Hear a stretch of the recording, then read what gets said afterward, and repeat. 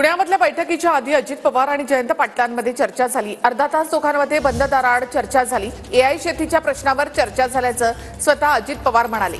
संजय शिरसाट यांनी मात्र वेगळाच दावा केला। पुण्यात वसंतदादा शुगर इन्स्टिट्यूटची बैठक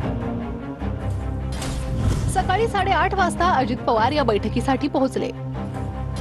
8:45 जयंत पाटीलही आले। दोघांमध्ये बंद दाराआड अर्धा तास चर्चा झाली। 9:10 वळसे पाटीलही वसंतदादा इन्स्टिट्यूट मध्ये पोहोचले। 9:45 शरद पवारांचंही आगमन झालं। त्यानंतर वळसे पाटलांनी अजित पवारांना शरद पवार आल्याचा निरोप दिला। शरद पवार अजित पवारांकडे कटाक्ष टाकत बैठकीच्या ठिकाणी निघून गेले।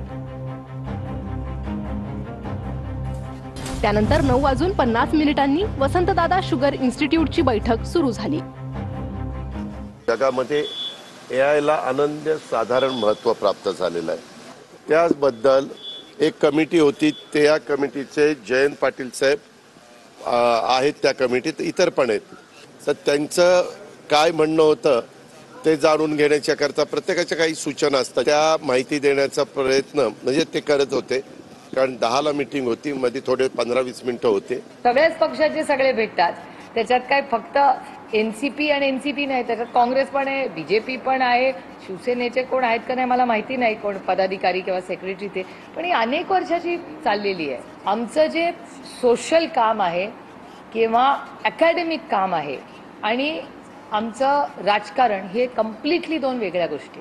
अकॅडमिक आणि रिसर्चचं काम एक जग आहे आणि राजनीती एक जग आहे। दोन्ही कधी ना ह्याच्यात कॉम्प्रोमाइज ना ह्याच्यात। अजित पवार किंवा जयंत पाटील हे एका पक्षामध्ये अनेक वर्ष काम केलेले लोक आहेत। काय करायचं काय ठरवायचं एकमेकाची सर्व गोष्टी एकमेकाला माहीत असल्यामुळं आजची बैठक ही त्यांची महत्वपूर्ण बैठक आहे। किती जरी आपण नाकारलं तरी त्याच्यामध्ये राजकीय चर्चा या झालेल्या आहेत। जयंत पाटील पक्षामध्ये अस्वस्थ आहेत हे सर्व महाराष्ट्राला माहिती आहे। कदाचित त्या संदर्भामध्ये काही बोलणं झाले असेल आणि या अधिवेशनाच्या काळामध्ये एखादी काही अशी धक्का देणारी घटना सुद्धा आपल्या समोर येईल।